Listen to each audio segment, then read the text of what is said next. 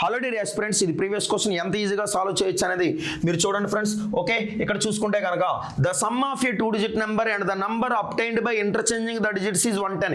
ఎప్పుడైతే ఇలాంటి సమ్ వచ్చిందో అది ఖచ్చితంగా 11 టేబుల్తో క్యాన్సిలేషన్ అవుతుందని మీకు తెలియాలండి. ఫస్ట్ ఆఫ్ ఆల్ ఓకేనండి. కావాలంటే మీకు 2 more ఎగ్జాంపుల్స్ చెప్తాను చూడండి. ఫర్ సపోజ్ 14 ఉంది, 14ని రివర్స్ చేస్తే ఏమవుతుందంటే 14 అవుతుంది. Some of the digits is ఏమవుతుందంటే సమ్ ఆఫ్ ద నెంబర్స్ 55 అవుతుంది. ఈజ్ ఎగ్జాక్ట్లీ డివిజిబుల్ బై 11 అండి. అలాగే 23 ఉంది, రివర్స్ చేస్తే 32 అయింది, కలిపితే 55 అయింది. ఈజ్ ఎగ్జాక్ట్లీ డివిజిబుల్ బై 11 అండి. ఫర్ సపోజ్ 63 ఉంది, రివర్స్ చేస్తే 36 ఉంది. సో చూసుకుంటే ఈజ్ ఎగ్జాక్ట్లీ డివిజిబుల్ బై 11 అవుతుందండి.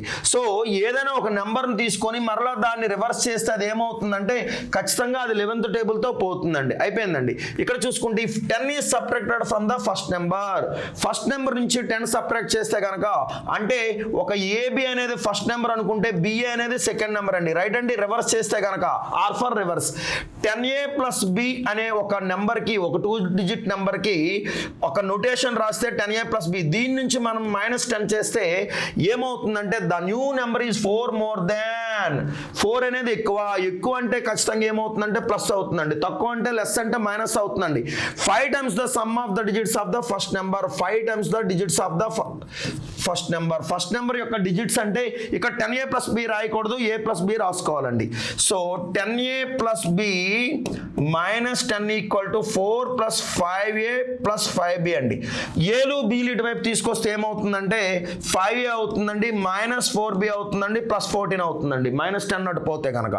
So a plus B value ఎంత అంటే ముందుగానే వచ్చేసింది కదా మనకి. a ప్లస్ బి వాల్యూ ఎంత అంటే 10 అండి. సో ఏదో ఒక దాన్ని క్యాన్సిల్ చేయాలంటే ఫర్ సపోజ్ 5a క్యాన్సిల్ చేయాలంటే 5 times మల్టిప్లై చేస్తే ఏమవుతుందంటే 5a 5b చేస్తే సరిపోతుందండి. సో దీన్ని కూడా 5 times చేస్తే 50 అవుతుందండి. ఇది క్యాన్సిల్ అయిందండి. సో చూసుకుంటే కనుక ఇది -9b అండి. 50లో 14 తీస్తే -36 అండి. సో మైనస్ క్యాన్సిల్ చేస్తే బి వాల్యూ ఏమైందంటే 4 అండి. బి వాల్యూ 4 అయితే కనుక ఇందులో ప్రతిక్షేపణ చేస్తే కనుక మనకి ఏ వాల్యూ 6 అవుతుందండి. Product of the digits of the number అంటే కనుక 6 4 జా ఏమైంది 24 అయింది అండ్ ఆప్షన్ 4 అండి. అలాగే మీకు ఇక్కడ చూసుకుంటే కనుక ఆప్షన్ మెథడ్లో చూసుకుంటే ఏ సమ్ 10 వచ్చిందో ఆ 10 అనేది ఇక్కడ ఉంది, ఇక్కడ ఉందండి. ఆ రెండింటిని ప్రోడక్ట్ చేసినా వస్తుందండి. రైట్ అండి.